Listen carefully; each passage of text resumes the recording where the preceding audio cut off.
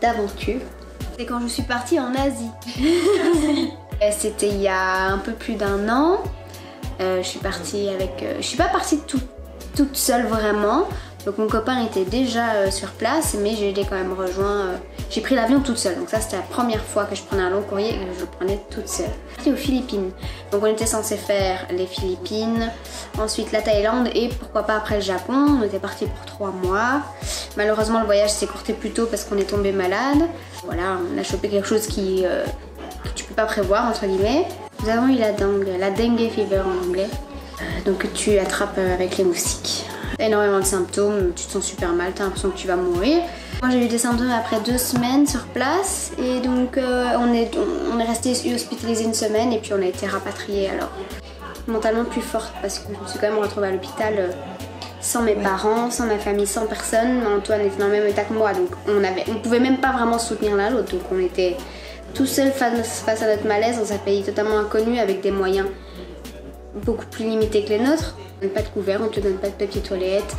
C'est vraiment... c'est la dèche, hein, comme on dit, mais à côté de ça, le médecin était génial avec nous et on nous a tout expliqué, mais effectivement, t'avais personne à qui te raccrocher. En y allant, j'avais plus peur de l'état politique du pays, plus que de la maladie. Et finalement, en arrivant là-bas, en fait, les gens étaient super, tous étaient très peace. Évidemment, il y a la pauvreté qu'on voit pas chez nous, il y a les bidonvilles, il y a tout ça. L'Asie, c'est un autre monde. Ici, l'Australie, c'est différent. Tu sens vraiment que t'es plus chez toi, quoi. C'est la première fois que je ressentais ça. Autant j'ai beaucoup voyagé en Europe et des choses qui sont assez dépaysantes, où tu vois des choses que tu vois pas chez toi, mais je me suis toujours sentie dans mon environnement, je vais dire. Même moi, je me suis sentie pour la première fois différente là-bas. Parce que je crois qu'ils n'ont pas l'habitude de voir beaucoup de type européen, on va dire, et du coup des blondes aux yeux bleus. Voilà, du coup le premier soir il faisait super chaud, du coup j'ai mis une robe et je suis sortie, j'ai traversé le mall comme ça et là tout le monde me regardait, mais vraiment là, toutes les filles m'ont regardé, genre j'avais une robe, j'étais blonde, j'avais les yeux bleus, j'étais blanche et en plus je tenais la main d'un métis. Là je peux te dire que je me suis sentie vraiment épiée et ça m'a fait tout bizarre. J'ai vu des paysages magnifiques, j'ai rencontré des gens super, on a été accueillis mais vraiment super bien. Donc ce qu'on a fait c'est qu'on était chez l'habitant. Déjà en voyageant, j'ai appris que c'était différent de prendre des vacances et de voyager. Alors pour moi la différence c'est prendre des vacances, c'est du repos. Quand tu voyages, tu te reposes pas. On va dire que ton esprit est plus libéré parce que t'as plus tes contraintes de devoir aller travailler, te lever, rentrer, faire ton souper, machin. Il a plus tout ce stress qui vient d'habitude. Maintenant, physiquement, non, t'es tout le temps debout, t'es tout le temps bougé. Si, des fois, c'est aussi des mauvais moments, enfin, qui se transforment après, quand tu y repenses, à des bons moments, mais tu passes par des moments où t'as juste envie de tout lâcher, tu te rends compte que c'est difficile, t'es loin de ta famille, t'es loin de ce que tu connais. C'est un énorme travail sur toi-même. Que quand tu voyages, justement, c'est ça le truc, c'est que tu lâches tout, en fait. Tout ce que tu connais, toi, de ta vie, tu décides de le mettre de côté et tu vas essayer de vivre une autre vie, en gros, et tu vas... découvrir la vie des autres, tu vas découvrir une autre culture et puis évidemment tu vas toi essayer de t'inclure là-dedans. J'ai découvert que j'étais plus forte que ce que je pensais parce que je me suis toujours trouvée un peu couillonne parce que ça fait quand même des années que j'ai envie de partir et que je me lançais pas et que finalement je l'ai fait, que je pensais pas tenir tant de temps loin de tout ce que je connais, loin de ma famille et de mes amis. Et finalement, j'arrive vers tout doucement l'année. Et je me suis surpassée, j'ai surpassé des moments vraiment terribles, je peux le dire, que j'ai vécu ici. Et je suis toujours là et finalement, j'ai toujours envie de continuer, quoi. C'est bien un truc que j'ai appris en voyageant, c'est que peu importe les plans que tu fais, ça marche jamais. Ça se passe jamais comme tu veux. Jamais. Tu dois tout le temps recalculer, tout le temps. Et au final, c'est pour ça qu'en fait, on planifie quasiment plus rien. Il n'y a rien qui se passe comme toi tu le prévois. Donc en fait, ça sert à rien de planifier trop. Juste, j'ai fait une liste de tout ce que j'allais mettre dans mon sac, tout ce que j'avais vraiment besoin. Et encore, j'ai abusé. J'ai pris beaucoup trop de choses, on est bien d'accord. Entre mon premier voyage en Asie et ici, voilà, le taux de fringues et de chaussures a largement baissé. Ici, je suis venue avec une paire de chaussures de marche, une paire de sneakers et une paire de tongs. basta. Peu importe où tu vas, tu sais toujours racheter. C'est ça. On a toujours l'impression qu'on a besoin de tout ce mais on a. Mais non. Je suis toujours partie avec une bouée de secours, même ici en Australie. J'avais mon argent de côté à moi, de Belgique, que après 2 semaines j'ai arrêté d'utiliser parce que j'ai eu un travail. Et du coup je n'ai utilisé que l'argent que j'ai gagné ici. Voilà, le fait d'avoir déjà quelque chose où tu sais que tu peux compter dessus, ça te stresse beaucoup moins. Du coup on est allé par hasard, on s'est retrouvés dans une ferme sur la route. On a vu une ferme de mangue. On est arrivé et il y avait plein de jeunes qui travaillaient là. Du coup on s'est dit ouh, ça sent bon le backpacker. Et en effet c'était du LPX. Mais là on est allé, on va aller voir et super bon feeling. Et du coup on est resté là 3 mois. C'était un peu comme des grands-parents, ils étaient vraiment super attentionnés et très humbles. Et puis en fait c'était la confiance que eux ils avaient en nous.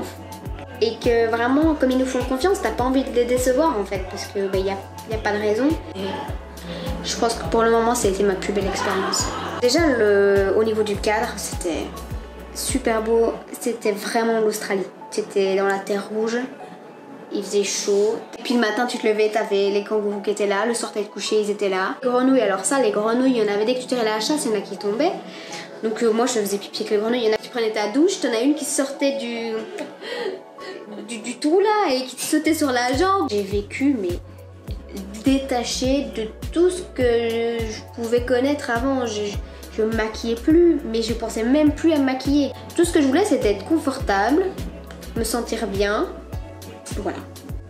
Il n'y avait pas de pression, il n'y avait pas de jugement. La vie là-bas n'est pas aussi confortable. Là, tu te rends compte que chez toi, chez nous en tout cas, on est bien confortable. On doit penser à rien en fait.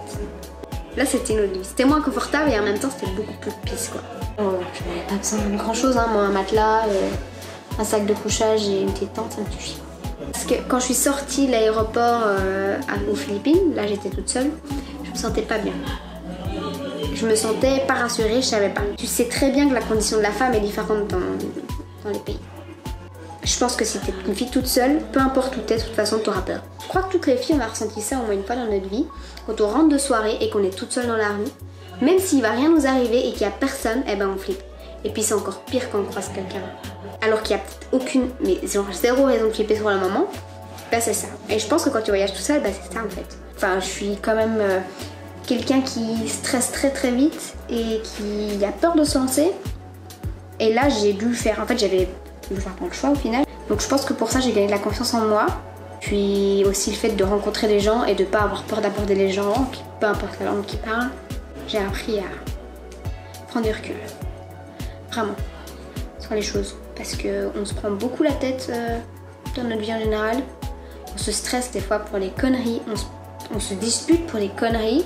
On râle pour les conneries qui sur le moment nous paraissent importantes. Mais en fait quand tu vis toute une autre vie comme ça, où tu vois beaucoup plus loin que ce que tu connais, où tu vis des choses beaucoup plus fortes, qui pourraient être beaucoup plus dramatiques, et là tu te dis mais des fois on est juste débile quoi. C'est ce que j'ai appris, c'est qu'il y a des choses qui prennent plus le dessus sur moi. J'ai perdu mon grand-père pendant que j'étais ici. Donc ça a été très douloureux parce que tu peux pas être là avec ta famille. Évidemment, la première chose que j'avais envie de faire, c'était remballer mon sac et revenir. Et là, tout le monde m'a mis le holà en disant non, écoute, c'est un projet que t'avais, il faut que tu restes. De toute façon, tu seras jamais là à temps, ce qui était vrai. Ça a été vraiment un coup où j'ai vraiment dû surpasser ça, toute seule sans ma famille. Je culpabilise en gros. T'es loin, tu vis un truc de dingue, il se passe un truc horrible chez toi, t'es pas là. Et elle te dit là, je te teste là. Là, c'est un bon coup sur ta tête pour voir si tu vas te trouver ou pas. Ça, j'avoue que... Et en même temps, je sais pas dire ce que je dis que je déteste et en même temps, ça m'a permis de découvrir des autres choses sur moi-même et d'évoluer. Alors c'est un peu dur, tu vois. Je crois qu'à un moment donné, on se rend pas compte à quel point aussi pour eux, je pense... Ouais. Tu sais pas, ils savent pas goûter, ils savent pas ce que tu fais, ils s'imaginent tout plein de choses. Découvrir des paysages que tu connais pas, ça c'est quand même dingue. Des trucs des fois, waouh, que tu t'imaginais pas ou qui sont encore mieux que ce que tu aurais pu t'imaginer. Partir un peu sans savoir de quoi le lendemain vraiment sera fait. C'est un peu sympa, tu sais que ça va couler, que tu te prends pas trop la tête. Puis les rencontres, en même temps c'est le plus dur parce que tu rencontres des gens, tu te lis d'amitié et puis c'est sûr que tu dois les quitter. C'est comme ça. Tu sais qu'à un moment donné, tu devras les quitter, t'en as pas envie, et c'est ce qui va se passer, et ça c'est quand même... C'est le plus beau et c'est le plus dur, quoi. Je crois que une coloc, c'est super parce que tu rencontres des gens, tu te fais une vie sociale, et tu rencontres souvent des gens, en tout cas ici, tu rencontres des gens un peu partout. Ça c'est super, ça parle toutes les langues, tout le monde a une culture différente, et on apprend tous les uns des autres, et ça c'est chouette. Maintenant je pense que quand tu veux vraiment découvrir un pays, tu veux vraiment savoir comment les choses se passent, c'est chez l'habitat. Si tu veux savoir comment ils fêtent Noël, et ben, tu vas chez eux, tu vois. Je dirais qu'il vaut sûrement mieux voyager seul que mal accompagné.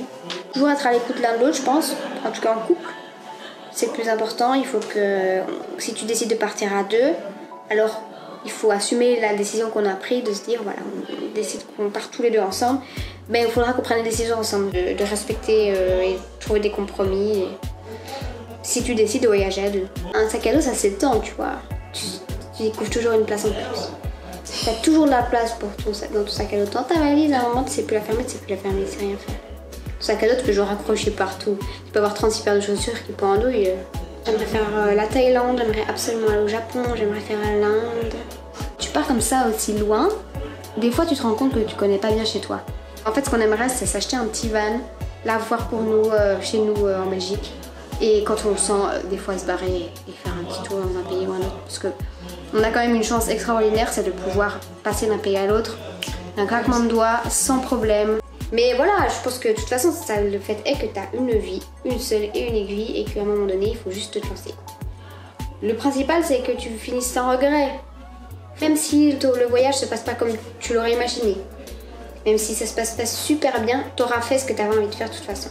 Pour celles, j'en ai rencontré beaucoup qui me disent non mais moi je suis trop vieille, ça fait déjà 10 ans que je travaille, comment veux-tu? Non, ça, à un moment donné, c'est bon, il est jamais trop tard, il est jamais trop tard. Le seul moment où il est trop tard, c'est quand t'es mort. Avant ça, il n'y a rien qui t'empêche de faire quoi que ce soit. Si t'as aimé cette vidéo, bah, n'oublie pas de mettre un petit pouce, de la partager même. C'est encore mieux. Et puis bah, t'abonner à la chaîne, c'est toujours sympa. Salut!